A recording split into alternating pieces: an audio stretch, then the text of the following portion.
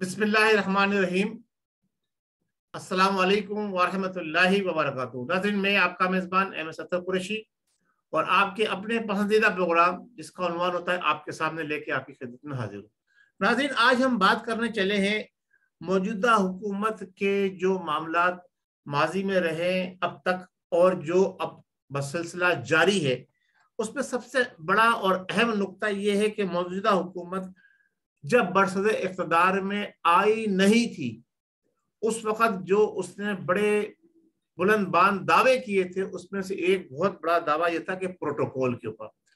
और जो मौजूदा हुकूमत है उसने हमेशा साबका हुकूमतों के ऊपर प्रोटोकॉल के ऊपर बड़े लान तान की थी, बड़ी बातें की थी, बड़े बड़े बुलंद बांध दावे किए थे।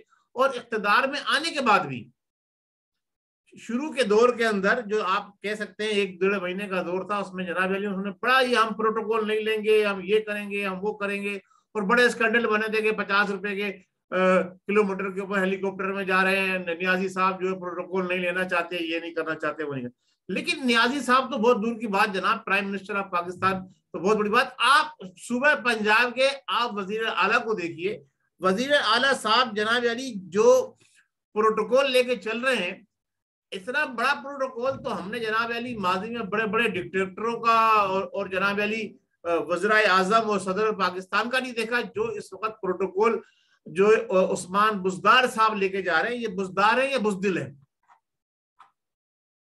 फैसला आपने करना है कि ये बुज़दार है या बुज़दिल है। ये चीज आपको खास तौर से देखनी है, इस पर आपने जो है इक़दाम उठाने हैं।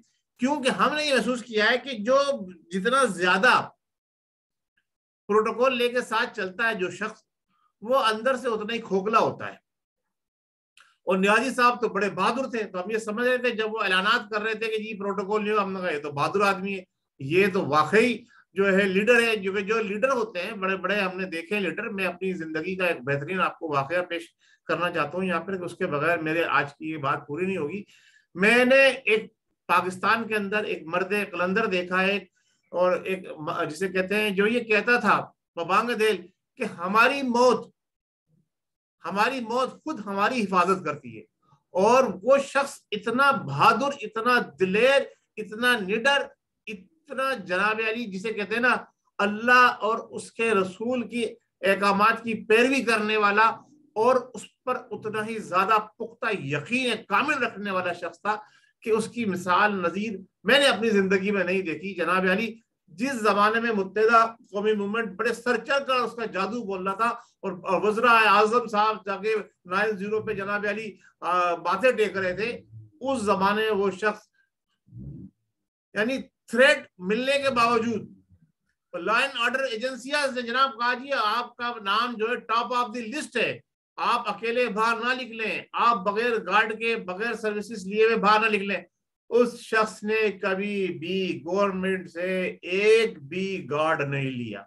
सेनेटर भी रहा, कौमी असेंबली का मेंबर भी रहा, और भी बहुत बड़े बड़े ओहदे थे। मुत्तहिदा मजलिस अमल के जनाब अली चेयरमैन और सदर का भी हैसियत हासिल रही, और कायदे मिल्लत इस्लामिया अफजल कारी शाह अहमद दुरानी सिद्दीकी रहमतुल्लाह अलैह की बात कर रहा हूँ।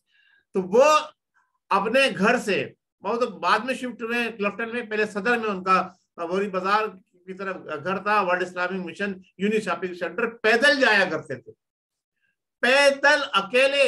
जब चारों तरफ से थ्रेड था, टॉप ऑफ द लिस्ट उनका नाम था, अकेले जाते थे कि मेरी मौत मेरी खुद हिफाजत करती है। तो ऐसे ऐसे मर्द कलंदर भी देखे हमने। और यहाँ तो बात हो रही है जनाब अली उस्मान बुज़दार साहब की, जो वज़ीर आला पंजाब है, जो ये बात करते हैं कि हम सहूलतें फराहम करें। अब मैं आप पूछना चाहता हूँ अपनी आवाम से भी, और खास तौर से आज पीटीआई के वर्कर, कारिंदों और नुमाइंदों और उनके चाहने वालों से मुखातिब हूं, क्या आपकी आंखों पर इस तरह की पट्टी बंधी हुई है?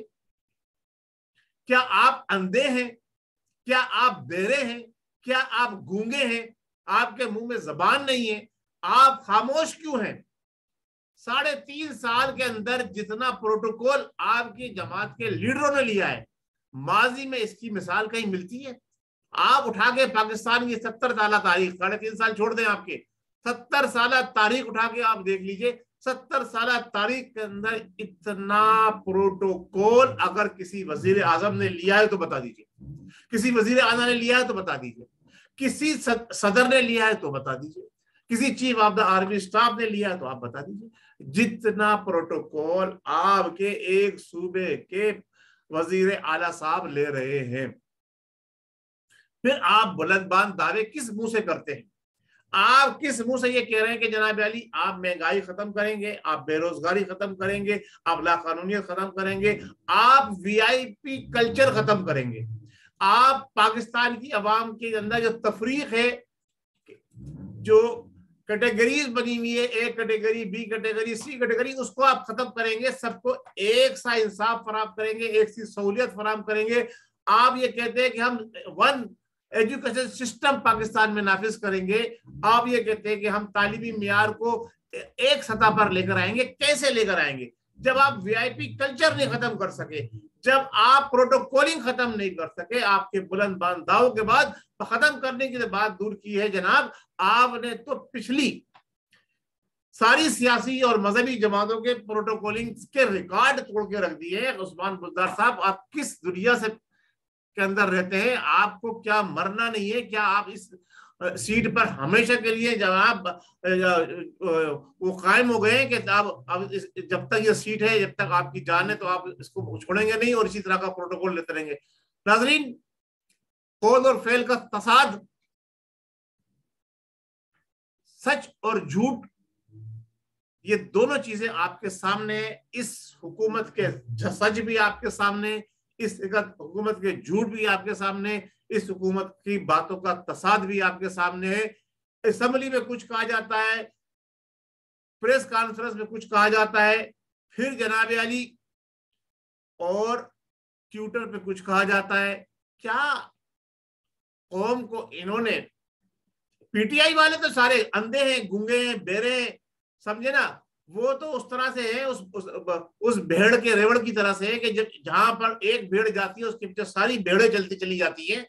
जो कल तक जियालों को और पटवारियों का नाम दिया जा रहा था, अब इनको क्या नाम दिया जाए? ये किस खेत की मूली है? ये किस तरफ जा रहे हैं? ये किस तरफ आवाम को लेके जा रहे हैं? इन्होंने क्या एक निजाम बनाया है कि आप खुद जो है दूसरों को तलकीन करते रहे सारी उम्र, अभी भी आप दूसरों के ऊपर उंगलियां उठाते हैं कि जनाब अली उन्होंने मुल्क को लूटा है। अब आप ये बताइए, जब आप 20-20, 25-25 पुलिस इंस्पेक्टर आपकी ड्यूटी पे होंगे, 300 से ज्यादा जनाब आपके ऊपर जो है वो पुलिस एहलकार आपकी ड्यूटी अंजाम देंगे, तो इसका मतलब क्या हुआ? यानी करोड़ों नहीं, अरबों रुपए की प्रोटोकॉलिंग आपको दी जा रही है सालाना। अरबों रुपए की प्रोटोकॉलिंग एक वजीर आला एक सूबे का जनाब अली जब ले रहा है, तो फिर क्या आवाम खुशहाल रह सकती है? ये पैसा कहां से आ रहा है? ये पैसा वही पैसा है जो आवाम के टैक्स से जाता है। मेरे भाई, मेरे दोस्तों, मेरे मोहतरम, आपकी जबानें छिल गई हैं, आपको चुप साध गया है, आपके कानों के अंदर जो है शीशा पिला के डाल दिया गया है, आपकी आंखों पर पट्टी बांध दी गई है, क्योंकि आपने वल्ले को वोट दिया है। आप इमरान नियाजी के चाहने वाले हैं, वो जो कुछ भी करे वो जायज है। आप दूसरों को कहते हैं जनाब वो लूट के खसोड़ के खा गए, वो लूट के खसोड़ के खा तो गए, लेकिन कुछ ना कुछ लगा गए। इन्होंने तो ना लूटा है, ना खसोटा है, ना खाया है, बखौल आप लोगों के। हाँ, डुबोया जरूर है, और इनका डुबोया हुआ हमें अब निकलता हुआ नजर नहीं आ रहा, तैरता हुआ नजर नहीं आ रहा, अगर अब इस पर फौरी तौर पर बंद नहीं बांधे गए। नाजरीन, मेरा आज का खास प्रोग्राम ये है, आज का पैगाम ये है कि खुदारा खास तौर से पीटीआई वालों से, यूथियों से मैं गुजारिश करूंगा कि अपनी आंखें खोलें, अपने गिरेबानों में झांकें, अपने लीडरों को गिरेबान से पकड़ें कि आपने क्या वादे किए थे। क्या आपने एक कोई वादा पूरा कर दिया? यकसा तालीम पूरे मुल्क में राइज हो गई, गरीब और अमीर का फर्क मिट गया, गुर्बत खत्म हो गई, खुशहाली आ गई, जनाब नौकरियां दस्तयाब है कि हम 5 करोड़ नौकरियां देंगे, 1 करोड़ नौकरियां देंगे, 1 अरब दरख्त लगाएंगे। ये सारे काम में से कोई एक काम हो गया? कितने हजार डैम बन गए? हाँ, बस जो काम हुआ है वो ये हुआ है कि जनाब अली कभी वजीर आजम साहब जो है वो सरहदें मिलाते हैं जापान की और जर्मनी की, और उनके वजीर जनाब अली सरहदें मिलाते हैं सिंध की और क्या नाम है अफगानिस्तान की। ये सिलसिला है आपका। इतनी आपकी तालीम है, इतनी आपकी तरबियत है, ये उन लोगों के ऊपर सारा वबाल जाएगा जिन्होंने इन जैसे नाअहलो बेजमीर लोगों को हुकूमत दिलवाने में अहम किरदार अदा किया। नाजरीन, मैं आपसे इजाजत चाहता हूं और हाथ जोड़ के अपनी कौम के समझदार नौजवानों को, हमारी कौम में बड़े टैलेंट मौजूद है जनाब, लेकिन इसको हमेशा गलत सिंध पर डाला गया है। अपने समझदार नौजवानों को खास तौर से उनसे ये मुखातिब होकर ये कह रहा हूं, खुदारा आंखें खोल लीजिए। जो कुछ आपने 70 साल में भुगता था, उसकी जिसे कहते हैं ना एक्शन रिप्ले, जो फिल्म बनती है ना, आपने देखा होगा कि बच्चा पैदा होता है, जवान होता है, बूढ़ा हो जाता है, मर जाता है, वो दिखाते तो 3 घंटे में पूरी उसकी 70 साल की स्टोरी।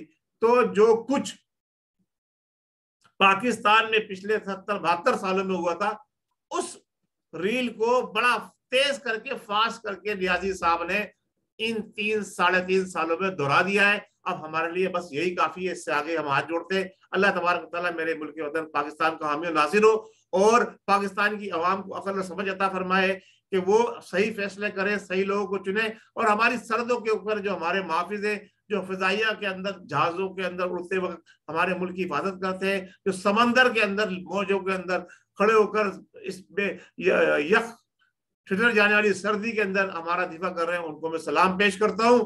लेकिन जो लोग आप दफ्तरों में बैठ के, ऑफिस में बैठकर मुल्क को लूटने खसोटने की बात कर रहे हैं, चाहे वो अस्करी इदारों में से हो, चाहे वो अदलिया में से हो, खास तौर से अदलिया में से तो ये लोगों ने बेड़ा गर्क किया मुल्क का, चाहे वो किसी भी सियासी और मजहबी जमात से हो, जो लोग मुल्क को लिए नुकसानदेह है, अल्लाह तबारक व तआला उनको नेस्त तो नाबूद कर दे, उनके ऊपर ऐसा कहर गिराए कि वो या तो सुधर जाए या फिर इस दुनिया से चले जाए और पाकिस्तान को सही मानों में रहबर और रहनुमा मिल जाए। बहुत शुक्रिया। अस्सलाम वालेकुम व रहमतुल्लाहि व बरकातहू। पाकिस्तान जिंदाबाद।